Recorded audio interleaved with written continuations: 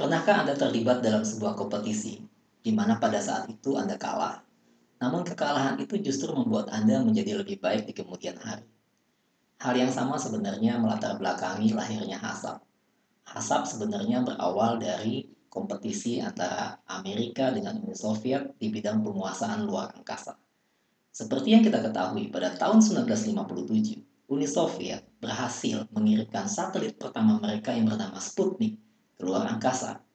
Hal ini tentu membuat Amerika tidak nyaman, dan akhirnya pada tahun 1958, Presiden Amerika saat itu, Eisenhower, menandatangani sebuah undang-undang tentang luar angkasa yang intinya adalah satu, Amerika harus mengirimkan juga satelit ke luar angkasa.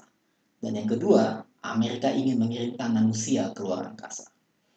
Nah, untuk misi yang kedua, yaitu pengiriman manusia ke luar angkasa, tentu saja dibutuhkan logistik yang tidak sederhana, terutama dalam hal makanan. Nah, maka dibuatlah sebuah tim yang terdiri dari para ahli dari NASA dan para ahli dari US Army Laboratory. Nah, kemudian pada tahun 1959 bergabung juga sebuah perusahaan makanan yang ternama pada saat itu yang bernama Pillsbury yang dipimpin oleh seorang microbiologist yang bernama Dr. Howard Bowman. Tim ini kemudian bekerja untuk mencari sebuah sistem yang bisa menjamin agar produk yang mereka ciptakan itu aman. Dan mereka sadar betul bahwa sistem tradisional seperti final testing itu sudah tidak lagi relevan untuk dijadikan sebagai sistem kontrol untuk makanan yang akan dikonsumsi oleh astronot. Maka mereka bekerja keras mencari sebuah sistem yang lebih mumpuni dibandingkan final testing. Nah, kemudian muncullah sebuah inspirasi di mana mereka ingin mencoba mengadopsi cara NASA dalam mengontrol sistem kerja mereka di bidang pembuatan pesawat luar angkasa, di mana NASA terbiasa menggunakan sistem yang bernama Critical Control Point atau CCP. Sementara US Army juga terbiasa mengontrol proses pembuatan senjatanya dengan sebuah sistem yang bernama Failure Mode Effect Analysis. Sementara Pillsbury tentu juga dia memiliki kompetensi di bidang pembuatan makanan.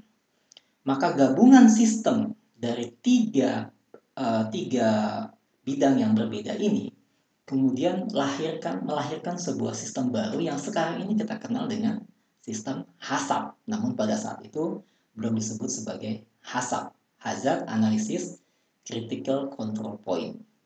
Akhirnya tim ini bekerja dan berhasil membuat sebuah produk yang bisa dikonsumsi dengan aman oleh para astronot. Dan puncaknya yaitu terjadi di tahun 1960, di mana mereka berhasil membuat produk makanan yang dikenal dengan nama Space Stick. Jadi tahun 60 ini dikenal sebagai tahun lahirnya HACCP. Setelah proyek selesai, Howard Bowman kembali lagi ke Pillsbury. Ada kejadian yang sangat menarik, yaitu di tahun 1971, di mana Pillsbury ternyata mengalami sebuah musibah, di mana produk mereka yang bernama Farina, sebuah produk makanan bayi, sereal, ternyata terkontaminasi oleh kaca dalam proses pembuatannya. Hal ini tentu sangat ironis, karena Pillsbury dikenal sebagai perusahaan makanan yang sangat kompeten dalam food safety dan pernah terlibat dalam proyek NASA, tapi justru perusahaannya sendiri mengalami musibah seperti ini. Akhirnya Howard Bowman memutuskan untuk mengadopsi sistem yang dia pernah pelajari di NASA dalam membuat makanan astronot ke dalam sistem manufacturing produk di Pillsbury. Nah, keberhasilan Howard Bowman dalam mengadopsi sistem NASA ke dalam sistem manufacturing food kemudian ternyata menginspirasi para food industry lain untuk melakukan hal yang sama.